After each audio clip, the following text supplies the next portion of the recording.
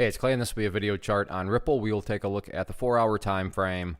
Real quick, what do I mean by 4-hour in case maybe you're new to charts? Instead of each one of these candlesticks here representing 1 day's worth of price action, which is what you would normally see, each one represents 4 hours. So while this here may look like several weeks worth of time, it's actually just the past couple of weeks broken down into 4-hour time slices.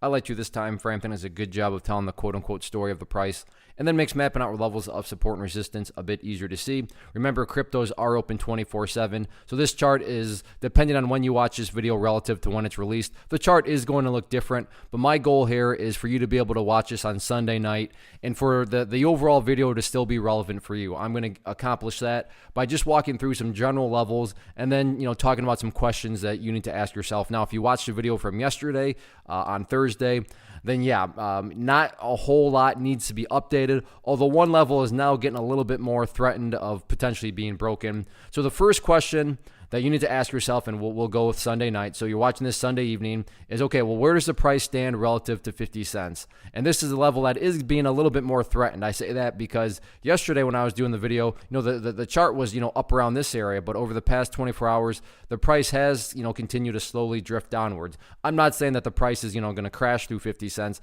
I'm just saying, given the small drift downwards, the price is technically getting closer and closer to 50.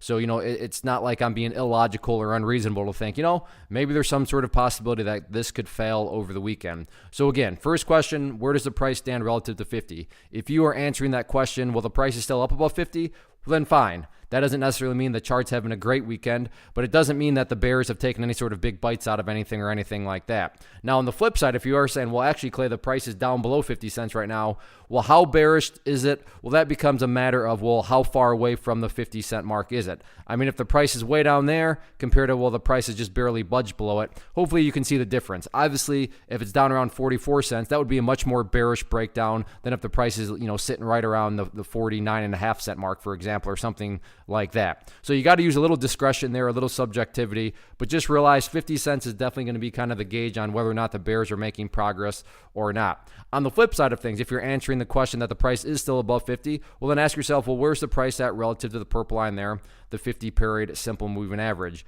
This area was rejected, or this area rejected the price yesterday, and if somehow you're answering that question on Sunday night or Saturday afternoon, whenever you're watching it, that the price is actually up above that purple line, that would imply that the bulls are actually having themselves a pretty nice weekend. Now, what separates pretty nice from just a very powerful weekend? If you are answering the question that the price is actually up above 60 cents, which is that resistance up there, that would imply that the bulls, basically something crazy has happened, crazy in a good sense over the weekend in order for that to happen. But overall, like I said, use these general levels, walk yourself through those questions, and that'll keep this video relevant for as long as possible. One of the biggest questions that I get is, hey Clay, how do you find the stocks that you trade? So what I've done is put together a free resource guide where I talk about the tools that I use to locate stocks that I find interesting and think may have potential. So if that sounds like something that could add value to you as a trader, then click on the image that is up on the screen right now and I will email you the guide. The guide itself is very short and to the point, and best part, it's completely free. Thanks for watching the video. Let me know if you have any questions.